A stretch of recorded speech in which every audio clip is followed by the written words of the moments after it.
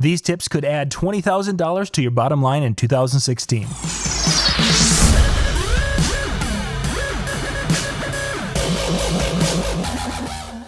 This is John Young with the Disc Jockey News. We are going to be covering 5 tips that are going to help get you set up for having a big year with your wedding clients in 2016. Now, these 5 tips are kind of an outline for a process that a lot of people have been using over the last couple of years with the advent of some of the social media advertising very successfully. They're not cheap to do. It's an investment in your business if you go through and do these 5 things. But if you do, you could really show some huge results in 2016 and beyond. Let's jump into the first of our 5 steps.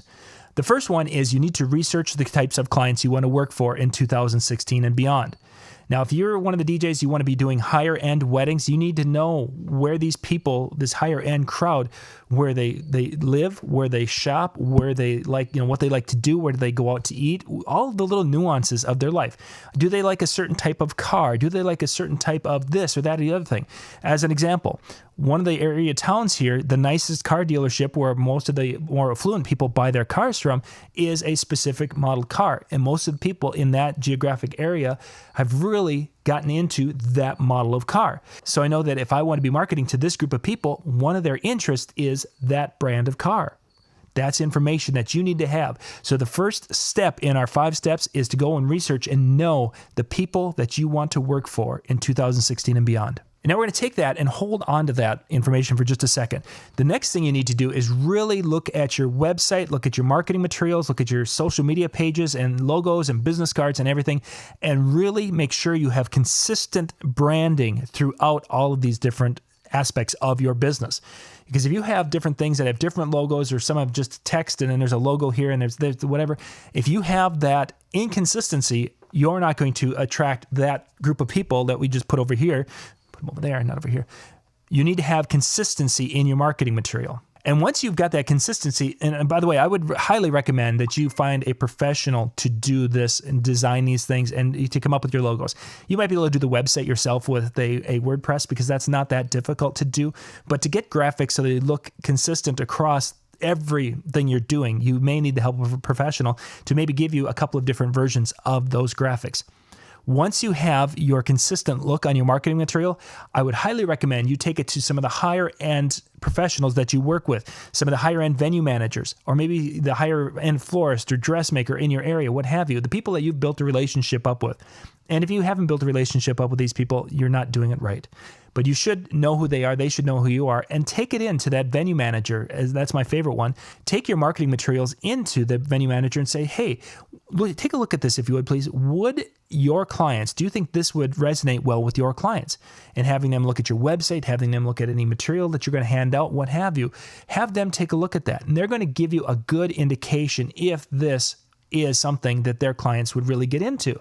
If you've got a high-end wedding planner in your area that is a person who does the weddings in the area, take them out for lunch someday and ask them to review your material. Even if you have to, buy an hour of their time, having the input from them on if your marketing, the consistency of your marketing is going to reach the clients that you want, which are their clients.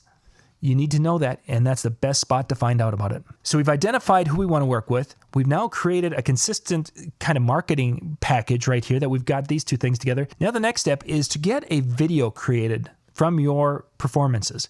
Now this should be a professionally produced video. You can't be just doing a handy cam thing and then just take it and put the footage up there, or taking pictures and just doing a slideshow.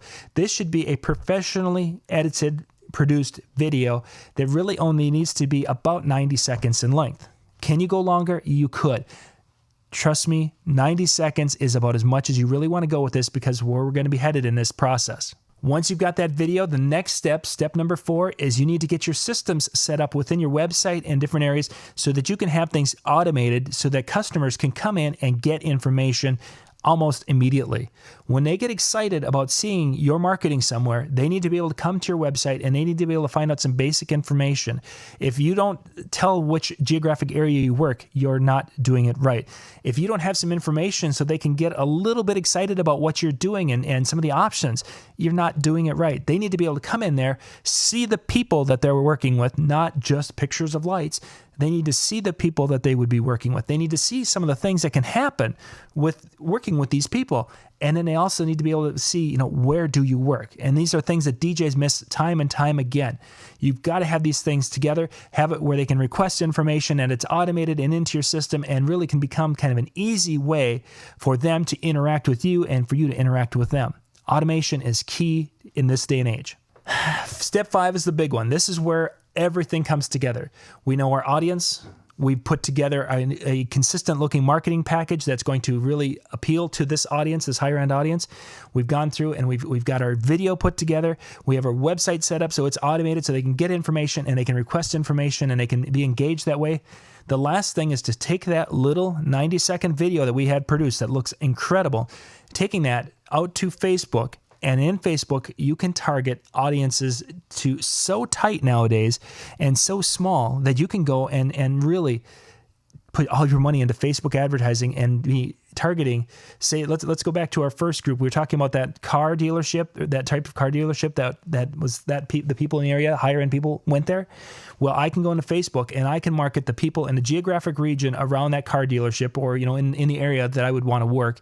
I can target those. I can target the gals who are engaged within that region. I can target the gals who are engaged that maybe like to go shopping at, let's say Macy's. I want to maybe have a little bit higher end, or maybe I want to go to Kohl's is another big one up here in the upper Midwest.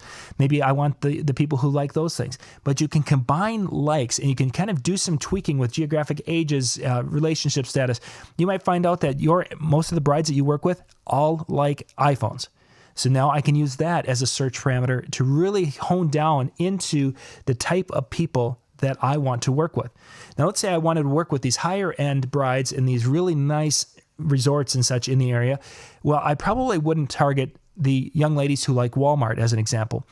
On the inverse, if I were really targeting more of that VFW or the supper club back room type crowd, maybe targeting the people who like Walmart that are engaged within its geographic range would be a great option. It just depends on who you want to work with and who you are, because you can't sell. If I'm a Walmart type DJ, I can't sell to a Macy's or whatever type crowd.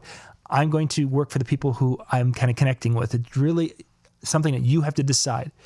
You take these 5 things, put them together, and you will be able to have a 2016, 2017 calendar that is going to be incredible because you've done the work. You now are putting all of your money and focus into just the right clients for you and your show, and you're going to be much more successful in the long run.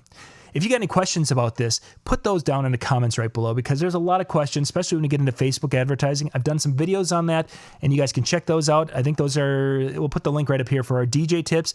There's a lot of information on social media there, and you can jump there and check out some of those things.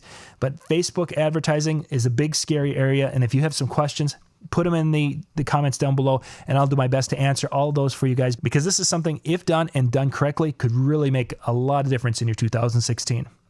This is John Young with the Disc Jockey News.